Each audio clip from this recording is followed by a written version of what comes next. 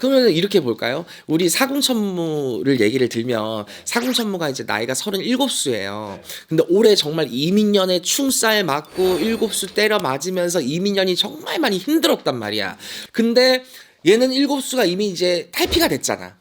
개묘년으로 넘어오면서 38살이 되면서 탈피가 됐잖아요. 그러면 얘는 내년 되면 또 7수야?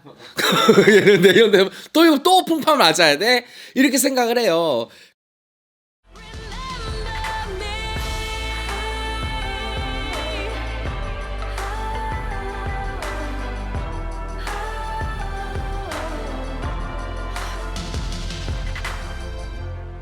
Remember me.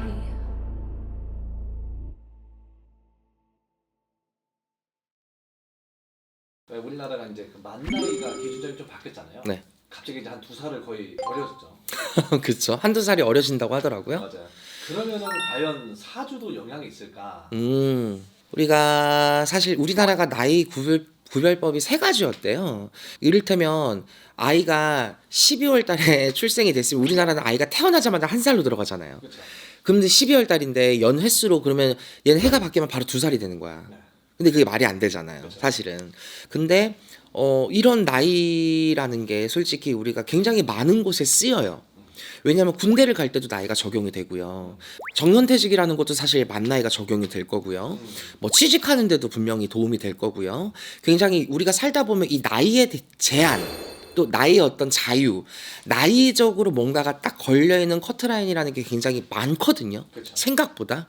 근데 우리가 뭔가를 시도할 때 예를 들어서 원래 공식적인 내 나이에서 무당이 너 36 정도 되면은 운대가 좀 풀릴 거야 했는데 갑자기 하루아침에 34살이 됐어. 그러니까 이제는 36이 되는 애인데 34살이 돼버렸어. 그럼 나는 그럼 무당 선생님이 말한 36이 그럼 올해가 똑같이 그냥 변함이 없이 되는 건지 아니면 내 나이 36까지 또 기다려야 되는 건지 이렇게 또 착오를 할 수도 있는 거고요.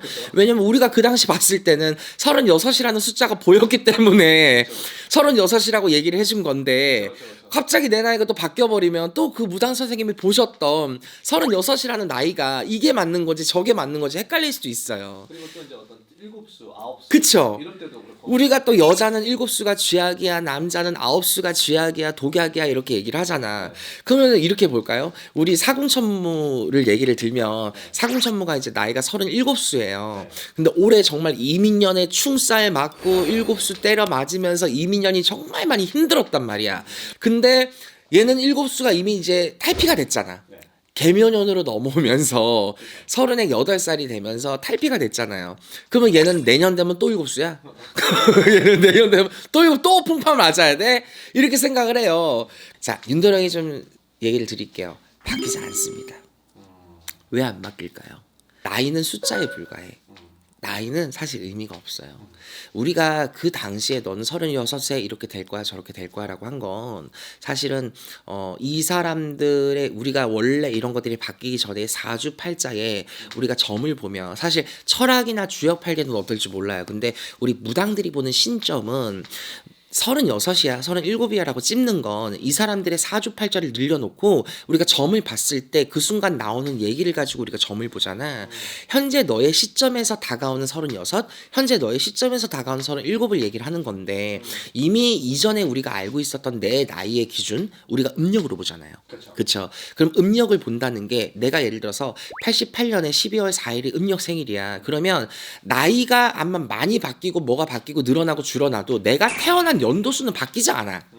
무속에서 바라봤을 때 너는 아빠의 뼈 빌리고 엄마의 살을 빌려서 삼신할머니 점지받아 이 세상에 태어났을 그 순간부터 이미 너의 사주팔자는 엄마 뱃속에 있을 때부터 삼신할머니 점지 아래 정해져 있어. 내가 앞으로 살아가는 내 사주팔자는 변하지도 않고 바뀌어서도 안 되는 게 사주팔자야. 하지만 나의 운명적 결함은 바꿀 수 있어.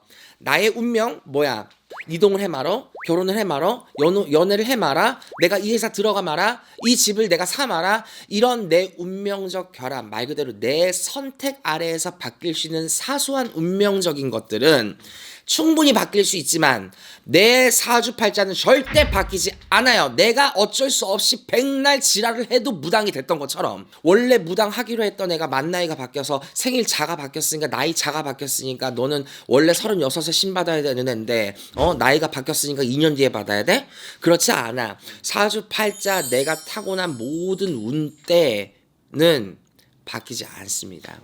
그러면 우리가 사회적으로 혼란을 겪을 수 있는 건 잠정적으로 봤을 때 시간이 지나면 우리가 적응이 될 거야. 하지만 여러분들이 점을 본다거나 우리가 사주를 본다거나 했을 때는 여러분들 나이에 구속받지 말고 그냥 여러분들이 태어난 음력 연월 일시만 알고 계시면 무당은 나이를 가지고 점을 보는 게 아니라 여러분들이 언제 태어난 누구고 어디서 살고 누구의 집안에서 태어난 누가 나한테 점을 보러 왔는지를 우리가 보고 점을 보기 때문에 무속세계나 여러분들이 점을 봄에 있어서는 사실 어려움이 없으실 거예요. 다만 7수나 9수 같은 건 헷갈릴 수 있어. 그렇죠. 하지만 무속에서는 여러분들이 본래 갖고 있는 음력 나이를 기준으로 7수, 9수를 따지기 때문에 만 나이로 우리가 점을 보고 뭔가 사주가 바뀌고 뒤틀리진 않습니다.